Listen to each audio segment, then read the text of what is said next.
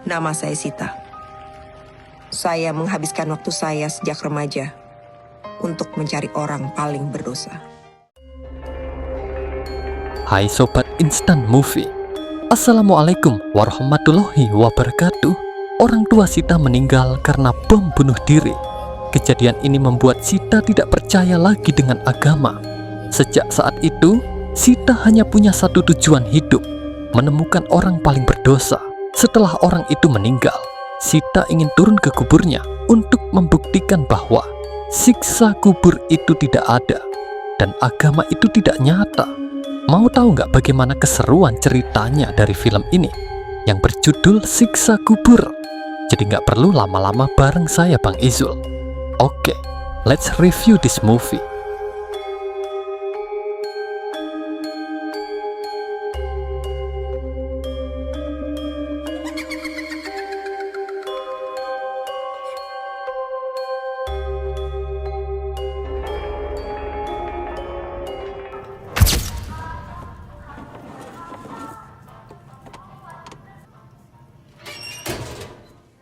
Gak mirip buaya ya? Sita dan Adil adalah dua anak remaja dari sebuah keluarga yang memiliki sebuah toko kue. Hari itu, sang ayah sedang bereksperimen membuat kue berbentuk buaya. Namun menurut Sita, hasilnya malah terlihat seperti lele. Keluarga ini tampak harmonis dan penuh canda tawa, membuat dan menjual kue bersama-sama.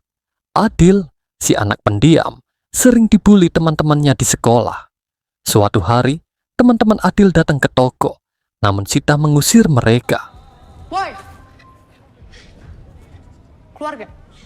Di sekolah, mereka masih sering gangguin kamu. Gak pernah nanggepin. Tak lama kemudian, 3 orang asing masuk ke toko dan memesan kue spesial. Lalu, muncul seorang pria aneh mendekati Adil dan meminta air minum. Pria itu kemudian memberikan kaset kepada Adil dan berkata, awalnya saya nggak percaya. Sampai akhirnya bini saya rekam sendiri. Na'udzubillah min dzalik.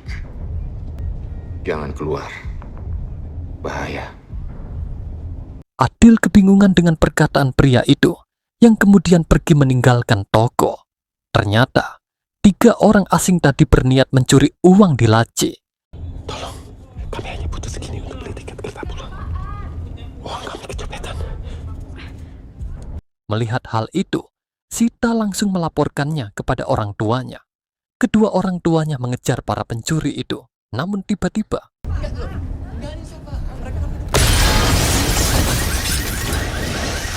beberapa saksi mata mengatakan pelaku bom bunuh diri adalah seorang laki-laki berusia 30 tahunan. ledakan itu menewaskan orang tua mereka dan orang-orang di sekitar. Terungkap bahwa pria aneh pemberi kaset adalah pelaku bom bunuh diri. Kata-katanya jangan keluar merupakan peringatan agar Adil tidak keluar saat ledakan terjadi. Sita dan Adil dibawa ke kantor polisi untuk diinterogasi. Mereka hanya mengatakan bahwa pria itu sempat diberi minum oleh Adil, namun tidak memberitahu tentang kaset. Dia ngasih ini. Siapa? Laki-laki itu. Mereka ingin segera pulang. Di luar kantor polisi, mereka melihat banyak mayat korban bom. Sita melangkah dengan hati-hati di antara mayat-mayat itu, namun terpeleset karena genangan darah.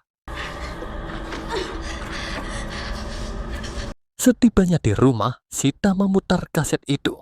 Betapa terkejutnya mereka ketika mendengar suara jeritan kesakitan dan teriakan man robuka yang diduga berasal dari orang yang sedang dikubur dan mengalami siksa kubur.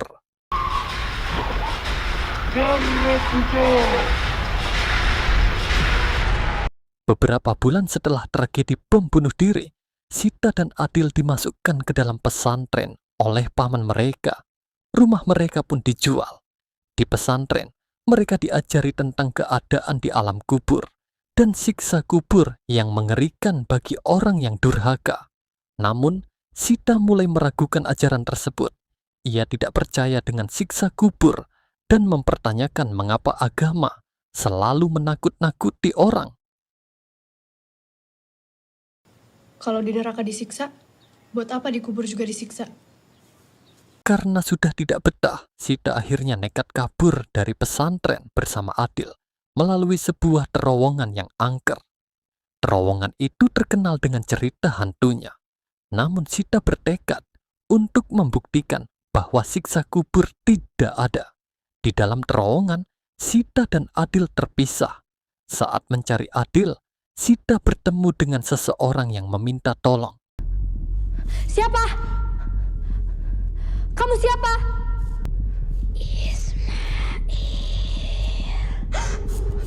Sita pun ketakutan dan berlari keluar terowongan. Di luar, dia menemukan banyak orang yang sudah menunggunya. Sita dibawa kembali ke pesantren oleh ustazah yang baik hati. Namun, di pesantren ini terdapat peraturan yang keras. Santri yang melanggar akan dihukum dengan memakai jilbab merah. Ustazah tersebut tidak tega dan melepas jilbab merah itu. Namun ustazah lain datang dan memaksakan Sita untuk memakainya. Biar mereka tahu, mereka telah berbuat dosa. Malam harinya, Sita mendengar pertengkaran dua orang ustazah dan mengetahui bahwa pemilik pesantren bukanlah orang yang baik. Pemilik pesantren berniat menjadikan Adil sebagai babuk dan budak nafsu. Sita segera berlari untuk menemui Adil yang telah disekap. Sita pun ditangkap dan dikurung di sebuah ruangan. Sita berhasil kabur dan ditemui oleh ustazah yang baik hati. Ustazah itu membawakan barang-barang Sita dan menyuruhnya kabur dari tempat itu. Sita kemudian mengejar mobil yang hendak berangkat membawa Adil. Sita berhasil menyelamatkan Adil dan mereka kembali ke terowongan. Namun, mereka kembali terpisah dan Sita bertemu dengan sosok menyeramkan bernama Ismail yang meminta tolong. Untungnya, Sita berhasil menemukan Adil dan mereka berdua berhasil melarikan diri keluar terowongan. Adil? Kok tangan kamu dingin banget?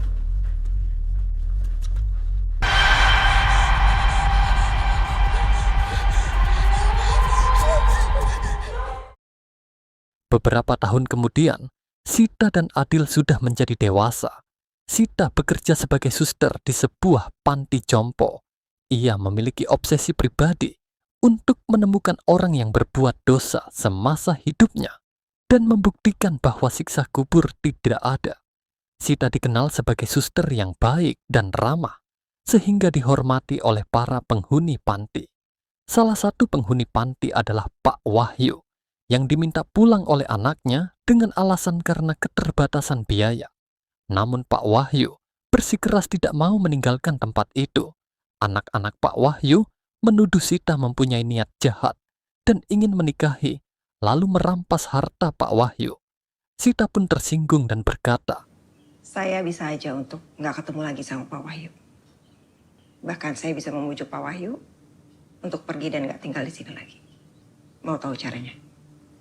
Berlutut dan mohon di depan saya.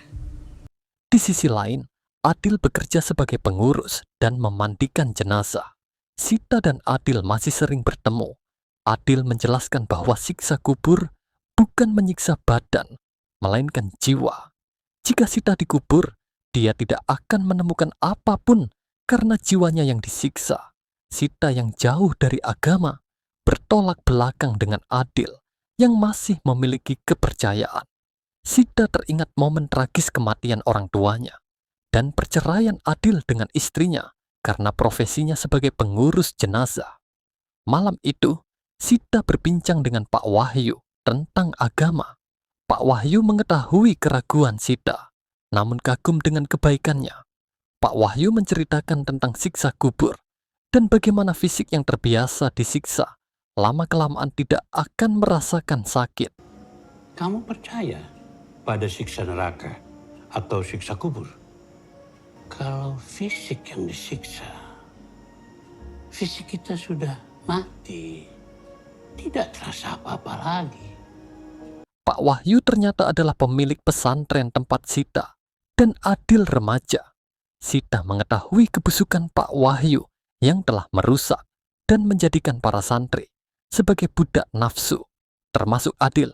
Sekitar 50 santri pernah menjadi korbannya, tapi satu anak hilang yang bernama Ismail. Pak Wahyu terkejut saat Sita mengaku bahwa dia adalah salah satu santrinya. Sita mengenal Pak Wahyu sebagai orang yang paling bejat. Ironisnya, Pak Wahyu malah merasa bangga dengan perbuatannya. Pembicaraan mereka terhenti saat tiba-tiba Adil memasuki ruangan. Adil yang dipenuhi amarah berusaha untuk membalaskan dendamnya. Namun Pak Wahyu berhasil lolos dan mengambil pistol dari dalam laci. Namun tiba-tiba, Good luck.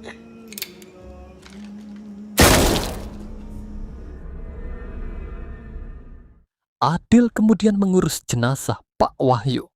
Saat akan dikuburkan, Sita bersikeras ikut dikuburkan bersama jasad Pak Wahyu dengan membawa kamera. Aku pinjem ini. Baterainya lebih awet dari baterai HP. Ada infrarednya juga, jadi kalau gelap tetap kelihatan.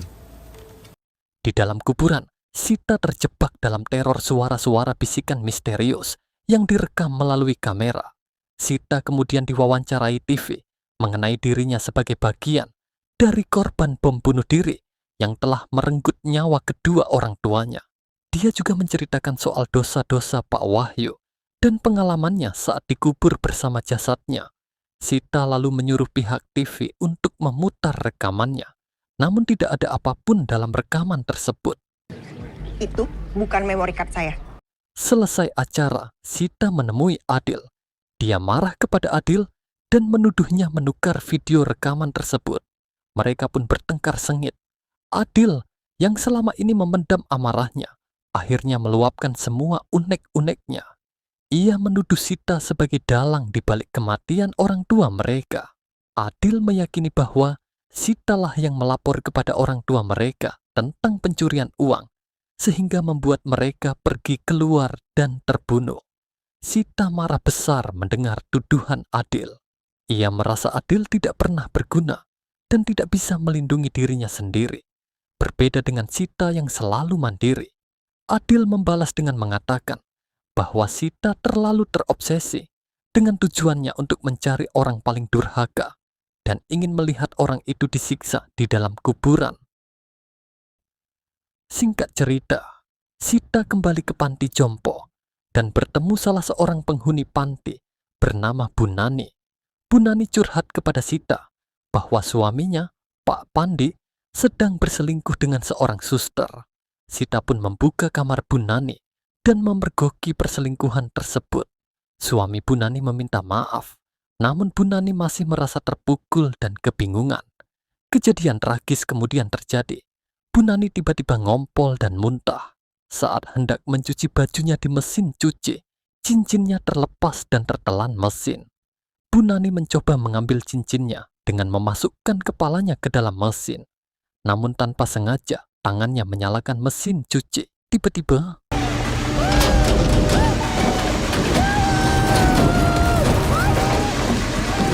Bu Nani meninggal dunia akibat kejadian mengerikan ini. Suami Bu Nani menyalahkan Sita atas kematian istrinya karena tidak menjaganya dengan baik. Singkat cerita, Sita kemudian menemui salah satu penghuni panti bernama Bu Juwita yang mengaku bisa berbicara dengan arwah orang yang baru meninggal. Sita memohon kepadanya untuk menunjukkan arwah Bu Nani. Mereka pun memulai ritual pemanggilan arwah. Awalnya, Sita tidak bisa melihat arwah Bu Nani. Wanita itu menyuruh Sita untuk percaya agar dia bisa melihatnya. Ritual itu gagal karena Sita tidak pernah percaya dengan hal-hal gaib. Saat mereka bubar, tiba-tiba Tolong Ismail. di tempat lain, Adil sedang bekerja di kamar mayat. Dia tiba-tiba mendengar suara ketukan di dalam loker dan di balik pintu. Adil tidak merasa takut. Saat dia hendak kembali, tiba-tiba mayat yang dia mandikan hilang. Adil bergegas keluar, namun pintunya terkunci.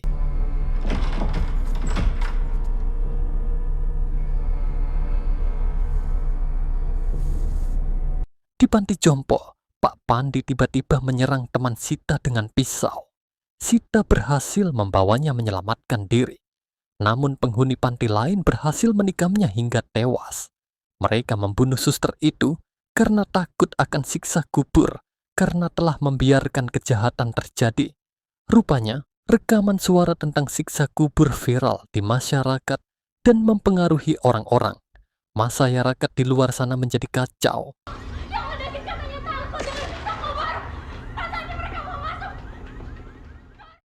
Sita yang kalut kemudian kembali menggali kubur Pak Wahyu dan masuk ke dalamnya. Dia tertimbun tanah dan masuk ke sebuah lubang yang membawanya ke ruangan di mana orang-orang disiksa di dalam kubur mereka. Sita mencari jalan keluar dan bertemu dengan Ismail. Tak lama kemudian, dia bertemu Adil yang tangannya penuh dengan cairan nanah. Sita memasuki ruangan berwarna merah yang ternyata toko rotinya dulu, tempat kenangan pahit saat orang tuanya meninggal. Dia kembali mencari jalan keluar dan menyaksikan berbagai macam teror menakutkan. Dia akhirnya menemukan Ismail. Ismail membantu Sita melompat keluar dari bangunan itu. Namun tiba-tiba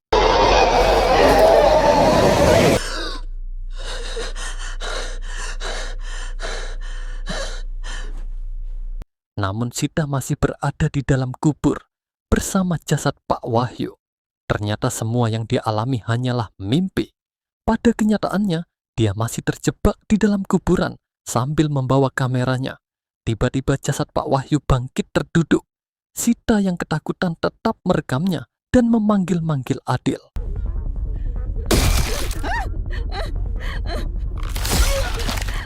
Sita mendengar suara manrobuka dan kepala Pak Wahyu dipukul sampai hancur. Kepalanya kemudian tumbuh lagi dan dicapik-capik oleh beberapa ekor ular sampai hanya tersisa tulang belulang.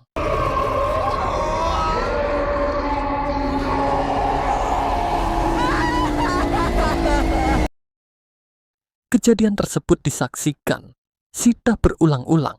Sita sangat ketakutan dan tidak kuat melihat siksaan itu. Dia menangis dan bertobat meminta ampunan dengan bersolawat.